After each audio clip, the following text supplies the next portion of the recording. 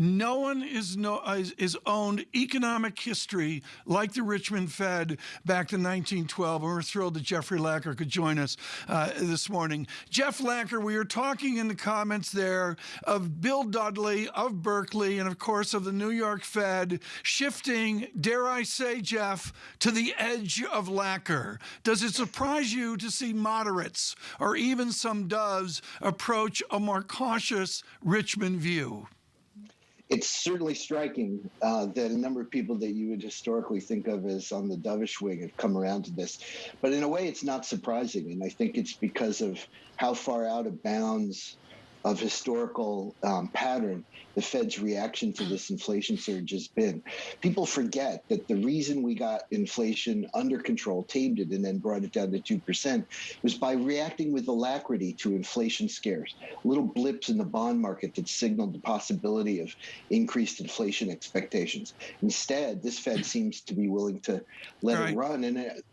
Jeffrey, let's take it, Jeffrey, right now to the immediate debate at hand, and I do this in honor of Thomas Humphrey, of course, and all the history you've done. Paul Krugman has gone back to the history of 1947, the post-World War II spike. Down we came with massive disinflation, Eisenhower deflation, and then there's the late 60s, which was a little bit different. You basically suggest Mr. Krugman may be off and Mr. Lacker may be on with a more pernicious inflation of the late 60s. Discuss. Well, I can see why the 47-48 episode is attractive for those who are sanguine about this surge. But for me, it seems like the 1960s and early 70s is the more apt comparison. Inflation is ultimately about fiscal and monetary policy. And at that time period, you had two very significant shifts. A shift in fiscal policy with President Johnson running a Great Society program, but also running an escalation in the war in Vietnam that busted budgets. And then on the monetary policy side, you had the gradual and then sudden abandonment of the Bretton Woods system, which tied the value of the dollar, however loosely, but in the long run to gold and tied down longer run inflation expectations. In addition, you had the subservience of Fed Chairman William McChesney Martin and Arthur Burns to prevailing political winds, a subservience that tilted them in the direction of reducing unemployment and setting inflation pressures aside. Today, now we obviously have a very striking and large change in the fiscal outlook that's occurred over the last couple of years. And on the monetary policy side, the Fed rewrote its framework. It rewrote its philosophy last year. And again, it tilted towards a greater concern about employment and less of a concern about inflation, more of a willingness to let it run. Jeff, so do you agree? The parallels are striking. Do you agree then that the remedy is going to be a very quick series of rate hikes, or perhaps a jump akin to what Bill Dudley was talking about, where we could get 3 to 4% end policy rates or peak policy rates in the cycle? 3 to 4% wouldn't surprise me in the cycle. I think they're on track to a major policy blunder, and recovering from that, realizing they've waited too long, is going to cause them to, of necessity, raise rates sharply and try and engineer a cooling of the labor market. And that very rarely turns out well. It's Bill Dudley's pointed this out publicly, that and others as well, that the Fed rarely is able to get the unemployment rate to go back up a little bit without it going up a fairly large amount. It's very hard to calibrate just how much to take out of the system. And it seems to me plausible that we get to 3.5%, 4%. And in addition, that we push the economy into a recession.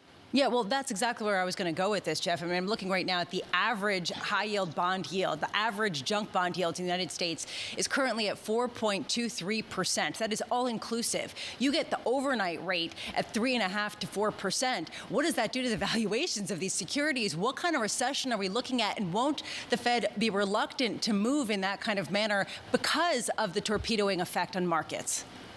Yeah, I think they're in a situation where they need to avoid an error. They need to pivot, recalibrate pretty rapidly, accelerate the taper, get rate increases started earlier next year in the first half, and they're going to need some good luck. And I think a lot of markets seem to me priced for a lot of good luck. Jeff Flacker, I want to take the freshwater heritage here of the wonderful Marvin Goodfriend and, of course, his mentor, Alan Meltzer at Carnegie Mellon. Alan Meltzer lectured me like you lectured me. We've got to look all in at the macro data in America as an entirety.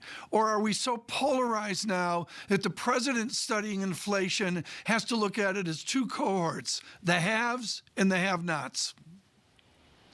It's a good question. We typically don't have a lot of data on inflation rates by cohorts.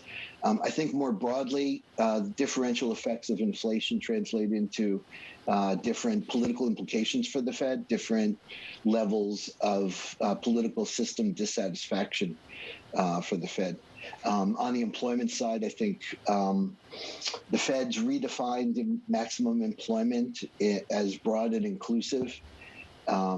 That's all well and good, but it's really hard to measure. And by adding essentially more goals, you sort of weaken your attachment to any of them, and it raises serious questions. I think the Fed has been a slave to a deeply flawed and outmoded conception of maximum employment, and I think they missed an opportunity last year to update that. Jeff, one last question because you're going to throw me off air. Who is closer to the flawed concept, Governor Brainerd or Chairman Powell? I don't see much daylight between them on this. I think that they're both strongly aligned with the House view that the board staff and others in the system promulgate, views maximum employment as this timeless parameter that we get to at the very end of a long expansion, if in the event that we're not hit by any shocks in the meantime. And you have to ask yourself the question, what was maximum employment in the third quarter of 2021? Well, whatever it was, we surely got there and went beyond. So the modern view, that corresponds to the modern view, which is that maximum employment, the natural rate, call it what you will, is something that fluctuates substantially over the business cycle, fluctuates with a lot of different economic conditions, and the Fed needs to take that on board.